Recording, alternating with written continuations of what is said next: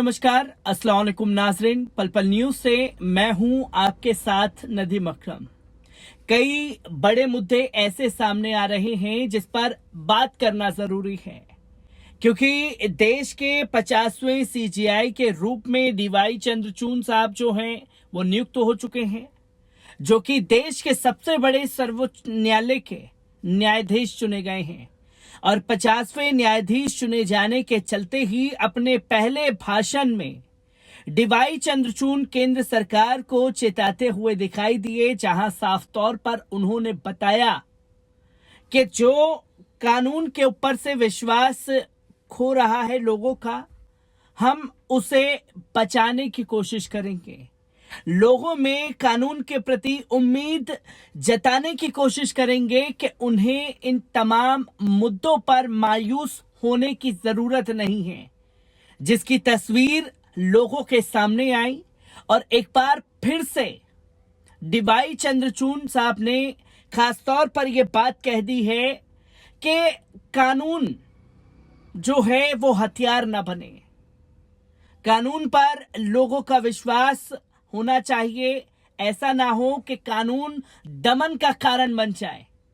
CGI ने बातों बातों में बहुत बड़ी बात कह दी है, और क्यों ऐसा कहने की नौबत आई है, एक बार इस पूरी रिपोर्ट पर नजर डालते हैं। भारत के मुख्य न्यायाधीश डीवाई चंद्रचूड़ ने शनिवार को कहा कि ये सुनिश्चित करना सभी की जिम्मेदारी है कि कानून दमन का साधन नहीं बने, बल्कि न्याय का साधन बना रहे। जस्टिस डीवाई चंद्रचूड़ ने कहा कि नागरिकों को अपेक्षा बहुत अच्छा है, लेकिन हमें सीमाओं के साथ संस्थानों के रूप में अदालतों की क्षमता को भी समझने की जरूरत है। डीवाई चंद्रचूड़ ने हिंदुस्तान टाइम्स लीडरशिप समिट में कहा, कभी कभी कानून और न्याय एक ही ट्रैजेक्टरी का पालन नहीं करते हैं।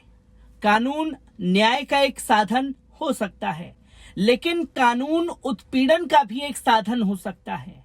हम जानते हैं कि कैसे औपनिवेशिक काल में वही कानून, जैसा कि आज कानून की किताबों में मौजूद है, जिसे हम पढ़ करके पढ़े हुए हैं, दमन के एक साधन के रूप में इस्तेमाल किया जा सकता है, जहां अदालतों का भी विरोध देखने को मिलता है। हम नागरिकों के रूप में ये कैसे सुनिश्चित करें कि कानून न्याय का साधन बने और कानून उत्पीड़न का साधन ना बने। मुख्य न्यायाधीश ने कहा, मुझे लगता है कि कानून को संभालने में सभी निर्णायक शामिल हों, ना कि केवल न्यायाधीश शामिल हो। जो चीज लंबे समय तक न्यायिक संस्थानों को बनाए रखती है वे करुणा की भावना है, सहानुभूति की भावना है, नागरिकों के रोने का जवाब देने की क्षमता है। न्यायमूर्ति डीवाई चंद्रचूड़ साहब ने कहा कि जब आपके पास अपने सिस्टम में अनसुनी आवाजों को सुनने की क्षमता है, सिस्टम में अनदेखे चेहरे को देखने की क्षमता है, और फिर देखें कि कानून और न्याय के बीच संतुलन कहाँ है, तो आप वास्तव में एक न्यायाधीश के रूप में अपना मिशन पूरा कर सकते हैं।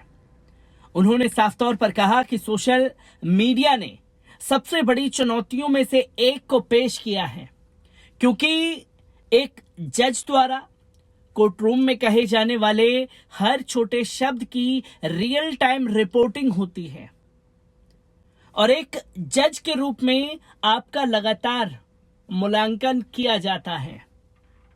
न्यायमूर्ति चंद्रचूड़ साहब यही नहीं रुके, उन्होंने ये भी कहा कि हम इंटरनेट और सोशल मीडिया के युग में रहते हैं, जो यहाँ रहने के लिए हैं। मेरा मानना है कि हमें फैशन री इंजीनियरिंग, नए समाधान खोजने, फिर से प्रशिक्षित करने, फिर से तैयार करने, ये क्षमता समझने की कोशिश में अपनी भूमिका पर पुनर्विचार करने की आवश्यकता है कि हम लोग जिस उम्र में रह रहे हैं उसकी चुनौतियों का सामना कैसे कर सकते हैं। डीवाई चंद्रचूड़ साहब ने ये बातें कही और किस लक्ष्य में कही हैं, आपको बता दें कि पहले सुप्रीम कोर्ट और हाई कोर्ट में जजों की नियुक्तियों को लेकर के केंद्र और सुप्रीम कोर्ट आमने सामने हैं। सुप्रीम कोर्ट ने कॉलेजियम की सिफारिश के बाद हाई कोर्ट और सुप्रीम कोर्ट में जजों की नियुक्ति ना करने को लेकर केंद्र सरकार को जमकर फटकार अभी कुछ दिन पहले ही लगाई। सुप्रीम कोर्ट ने साफ तौर पर कहा कि केंद्र द्वारा नामों को लंबित रखना मंजूर नहीं है। सरकार ना तो नामों की नियुक्ति करती है और ना ही अपनी आपत्ति के बारे में बताती है। सरकार के पास 10 नाम भी लंबित हैं, जिन्हें सुप्रीम कोर्ट कॉलेजियम ने दोहराया है। इस मामले को लेकर सुप्रीम कोर्ट ने लॉ सेक्रेटरी को नोटिस जारी कर जवाब मांगा है।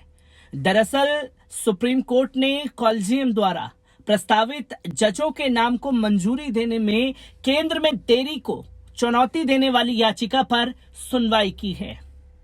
इस दौरान वरिष्ठ वकील विकास सिंह ने साफ तौर पर कहा कि जस्टिस दीपांकर दत्ता के नाम का प्रस्ताव रखे हुए हैं, 5 सप्ताह हो चुके हैं और इतने दिनों में मंजूरी मिल जानी चाहिए थी।